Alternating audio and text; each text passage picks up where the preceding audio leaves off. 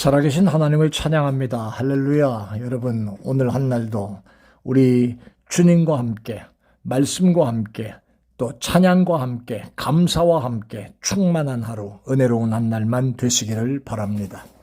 오늘 하나님 누구실까요? 오늘은 34번째 시간으로 예레미야 9장 1절로부터 3절 초반에 나오는 말씀을 가지고 어제 이어서 조정하시고 나를 깎아 세우시는 하나님에 대한 말씀을 조금 더 말씀을 묵상해 보려고 합니다.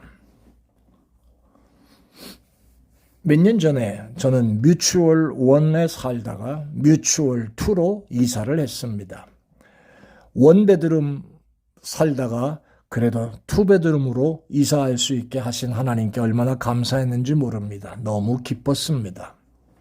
근데 맨 처음에 여기 들어와서 뮤추얼 1에 살던 때인데 원베드룸이었는데 처음에 이 집을 계약할 때 참 생각이 많았습니다. 야, 이거 어떻게 살지? 라고 하는 겁니다. 너무 좁았고요. 너무 컴컴했고요. 그리고 주차장도 참 살다 보니까 멀었고요.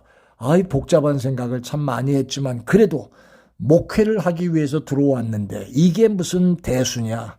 감사하다라고 생각하고 살다가 이제 우리가 이곳으로 뮤추얼 2로 이전하게 된 것입니다. 한국에서 미국으로 돌아올 때 엄청나게 짐을 정리하고 왔는데 또 바깥에서 큰 집에서 살다가 이거 뭐 애들 말로 코딱지만한 원베드룸으로 들어올 때 엄청나게 짐을 정리를 했습니다. 그리고 또 이 원베드룸에서 투베드룸으로 이사할 때도 더 공간이 넓어졌는데도 또 버릴 짐이 또 생겨서 과감하게 또 정리를 합니다. 그러다 보니까 다른 집에 비해서 짐도 별로 없긴 한데 집이 좀 넓어진 폭이 됐습니다. 짐이 없기 때문입니다. 저희는 만족하고 좋아합니다. 감사하죠. 하나님은 온 세상을 경영하실 뿐 아니라 우리의 가정과 교회와 지역을 경영하시는 분이시지요. 그렇기 때문에 사람을 부르시고 그 사람을 사용하시기도 하시고요. 그 과정에서 그 사람은 조정을 경험하게 됩니다. 하나님이 깎아가시는 그 과정을 만난다 그 말입니다.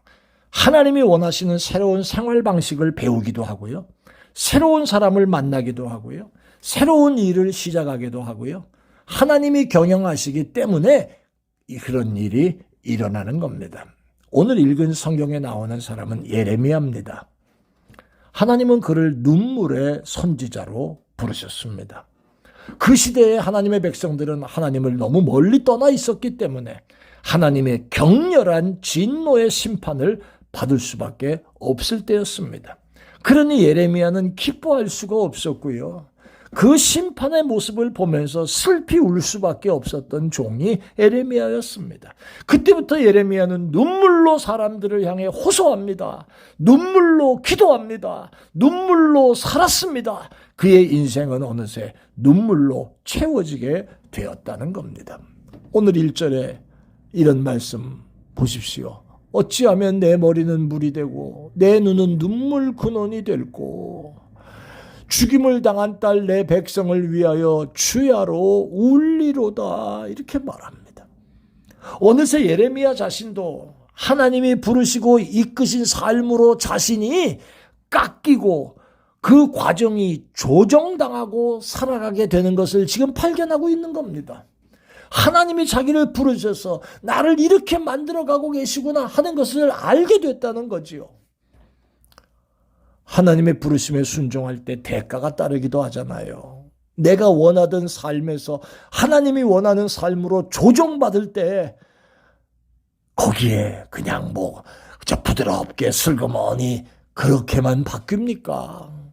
삶을 180도 바꾸는 일이 있을 수도 있게 됩니다. 그때 혼란스럽고 힘들지 않겠습니까?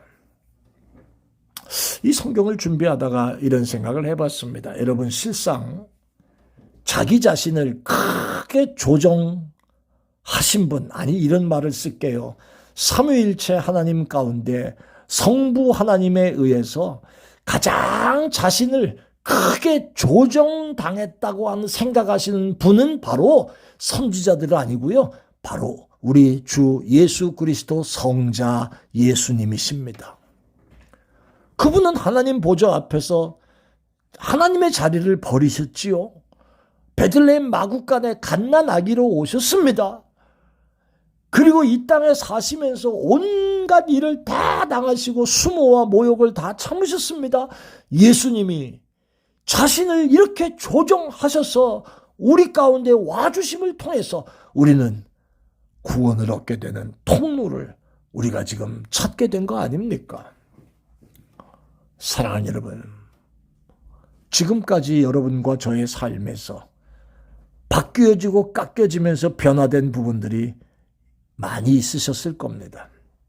오늘도 하나님은 당신의 뜻대로 저와 여러분들을 이끌어 가실 것입니다. 거기엔 또 하나님의 뜻대로 움직이는, 또 내가 깎여지고 다듬어지는 조정이 필요합니다.